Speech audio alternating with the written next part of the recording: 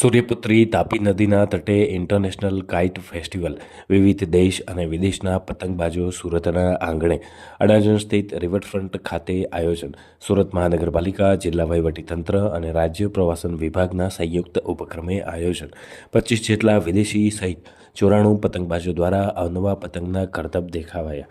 Bahrain, Colombia, France, જર્મની, New Zealand, Poland સહિત 25 જેટલા વિદેશોના પતંગબાજોએ આકર્ષણ જમાવ્યું। મહારાષ્ટ્ર, કર્ણાટક, કેરળ, પંજાબના પણ 20 પતંગબાજોએ કલાત્મક પતંગો સાથે ઉડાન ભરી।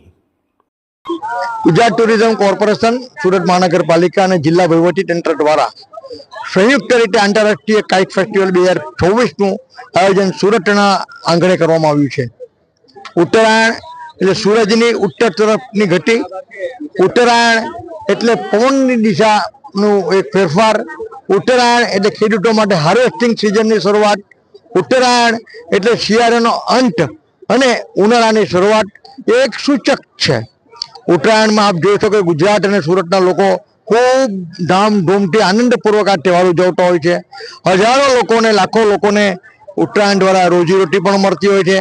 આજે સુરતના આંગણે આશરે 5 થી 7 દેશના લોકો અને આશરે 20 રાજ્યના લોકોએ પાર્ટિસિપેટ કર્યો છે।